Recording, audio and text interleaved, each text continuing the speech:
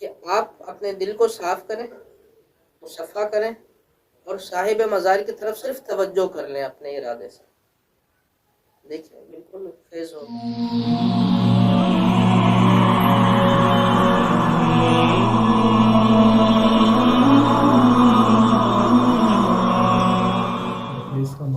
فیض کیا ہے؟ فیض ایک روحانی انرجی. کیا ہے؟ انرجی ہے جو نظر تو نہیں آتی ویسے آنکھوں سے، لیکن اس کا وجود ہے اور یہ سفر کرتی ہے. کیا سفر کرتی ہے؟ اب مثال کے طور پہ آپ اپنے شیخ سے فیض لینا چاہتے ہیں تو اس کا معنی یہ ہوگا کہ ان کی روحانیت جو ہے آپ اس سے حصہ لینا چاہتے ہیں. تو اب کیا ہوگا؟ اس کے مختلف طریقے ہیں. یا تو شیخ توجہ کرے، ہے نا، تو کیا ہوگا؟ وہ انرجی جو ہے وہ غائبانہ طور پہ آپ میں صلاحیت کرے گی، اور اس کے اثرات کیا ہوں گے کہ وہ جو شیخ ہیں آپ کے، ان کے جیسی جو ہے نا وہ عادتیں اور ان کے جیسے افعال آپ کرنے لگ جائیں گے. جیسے وہ نمازیں پڑھتے ہیں، تسبیحات کرتے ہیں، ان کے باطن میں نور کی تجلیاں اترتی ہیں تو وہ آپ کے باطن میں بھی اترنے لگ جائیں گے. اسی طرح سے اگر وہ توجہ تو کرتا ہی ہے شیخ، کوئی اور زیادہ توجہ کرنا چاہے تو تصور شیخ کرتا ہے مثال کے طور پہ وہ، تو تب بھی وہی کیا ہوتا ہے؟ ابتدا میں عادتیں تبدیل ہوتی ہیں. جیسے بہت زیادہ دیر تک سونے کی عادت ہے تو اب فیض ہوگا تو ایک دم سے خود ہی آنکھ کھلنے لگے گی اور اس پہ کوئی آپ کو برا نہیں لگے گا، اچھا لگے گا، اچھا ہوا جلدی اٹھ گیا. نمازوں کے لیے پہلے دیر کرتے تھے، اب دوڑ کے جائیں گے نماز پڑھنے کے لیے. ایسی چھوٹی چھوٹی باتوں میں آپ کو چیزیں نظر آنے لگیں گی. جیسے جن کی مثال ہے نا، جن نظر آتا ہے؟ نہیں آتا نا، لیکن یہ ایک انرجی ہے. یہ جسم میں گھس جاتی ہے تو کیا کرتے تھی؟ بیمار کر دیتی ہے. نظر لگنا، نظر کیا ہے؟ یہ بھی ایک انرجی ہے. یہ تو عام بندہ بھی لگا دیتا ہے اور بڑی خطرناک لگا دیتا ہے اور بیڑا غرق ہو جاتا ہے. اس کی نظر میں اتنی خطرناک قوت ہے. تو اسی طرح اچھی نظر بھی ہے، اسی کو فیض کہتے ہیں. آگے سمجھ میں بہت آسانی سے فیض ہوتا ہے. اس حوالے سے اور کچھ ہے؟ صاحب مزار کے ساتھ جیسے آپ نے کہا کہ زندہ ولی کے بارگاہ میں بھی یہی نیت کر لے بندہ. بالکل بالکل بالکل. اپنے شیخ سے اسی طرح فیض لے سکتے. تصور شیخ کیا ہے؟ تصور شیخ جب ہم اس نیت سے چاہیں وہ مزارات اولیاء پر جائیں یا کسی زندہ ولی کے پاس حاضر ہوں، اس کے حوالے سے ہمارا یہ گمان ہے کہ یہ ولی ہے.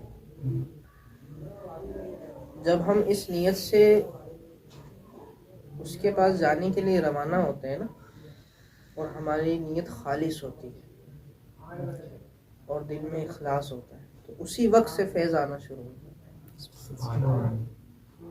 وہ چاہے فیل ہو یا نہ ہو. اگر ہمارے نیت میں کوئی گڑبڑ نہیں ہے، ہمارا دل بالکل صاف ہے، نیتیں صاف ہیں، اور ہم فیض کو سمجھتے ہیں. دیکھیں ایک تو فیض وہ ہے نا کہ دنیا دار طبقہ جسے فیض سمجھتا ہے، وہ یہ ہے کہ بھائی میرے دنیا میں مسائل حل ہو جائیں، میں ترقی کرنے لگ جاؤں، میرے گھر میں خوشیاں آ جائیں. یہ بھی ایک فیض کی قسم ہے، لیکن یہ بہت چھوٹی چیز ہے. یعنی یہ کچرا ہے ان کے نزدیک جو فیض سمجھ رہا ہے. یعنی اللہ کے ولی کا مرتبہ تو یہ ہے نا کہ اس نے زندگی میں دنیا کو اپنے لیے پسند نہیں کیا، دنیا سے دور رہا. وہ اگرچہ بظاہر دنیا تھی بھی تو اس کو اپنے لیے استعمال نہیں کیا، ہے نا. تو اب لوگوں کے ذہن میں یہ ہے کہ یہ معاملات فیض کے ذریعے سے ہوں گے، تو یہ بھی ہوتا ہے. لیکن اصل فیض کیا ہوتا ہے کہ وہ روحانیات جو اللہ تبارک و تعالیٰ نے اس اللہ کے ولی کو نصیب فرمائی ہے، اس میں سے حصہ ملتا ہے،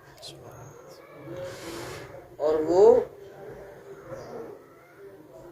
کوئی مادی چیز نہیں ہے نا،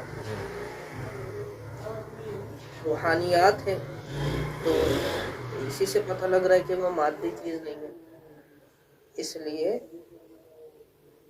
اس کا حصول بہت آسان ہے۔ اللہ تبارک و تعالیٰ نے آپ کو روح سے نوازا ہے، یعنی آپ ہی روح ہیں۔ اللہ تعالیٰ نے آپ کے لیے بہت زیادہ آسان کر دیا ہے فیصلے، بس یہ جو دل کا آئینہ ہے نا، یہ مصفا ہونا چاہیے، صاف ہونا چاہیے۔ اور اس سے مراد یہ نہیں ہے کہ کوئی گناہ گار ہے اس کو فیض نہیں ملے، سبھی گناہ کرتے ہیں،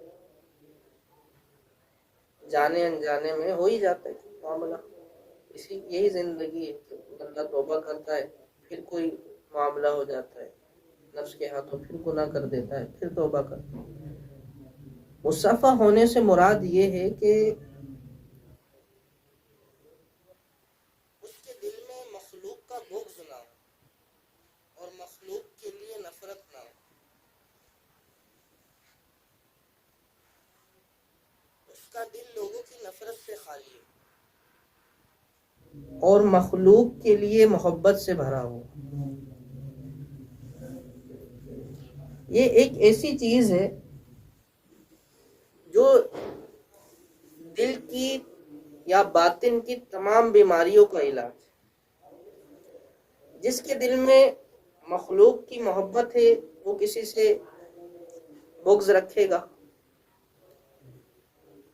تکبر کرے گا، کینہ رکھے گا۔ اگر یہ ایک چیز پیدا کر لینا کہ ہم مخلوق کے عیب دیکھنا چھوڑ دیں، یہی ہے نا، حضور غوث پاک رضی اللہ تعالیٰ عنہ سے کسی نے سوال کیا کہ کیسے پتہ لگے کہ میں ولی ہو گیا،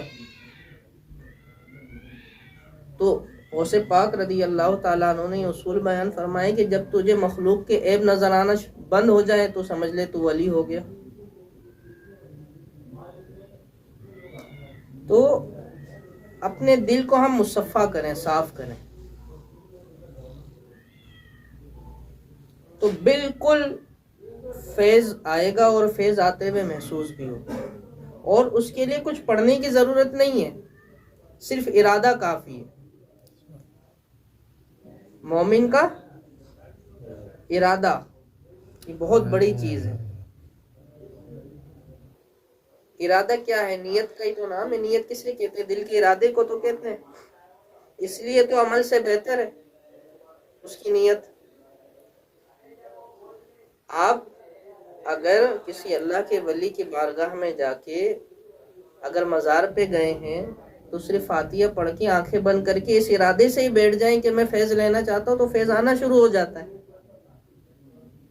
اور کچھ کرنے کی ضرورت نہیں۔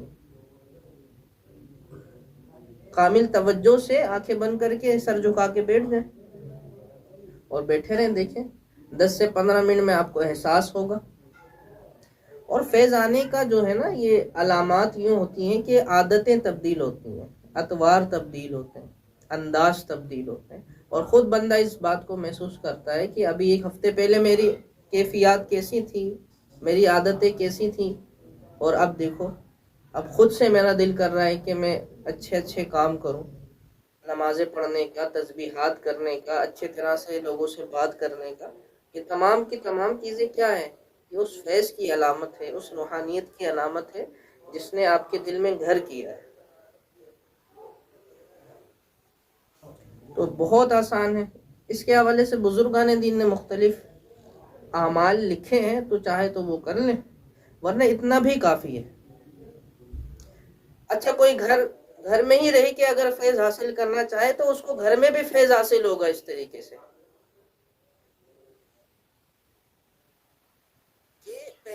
دل کو صاف کرے اور تصور جمائے کہ میں فلاں ولی کی بارگاہ میں حاضر ہوں اور ان سے فیض لے رہا ہوں، تو فیض آنا شروع ہو جائے گا. وہ خود محسوس کرے گا، 10 سے 15 منٹ میں اس کو احساس ہو جائے گا اس بات کا کہ فیض آ رہا ہے.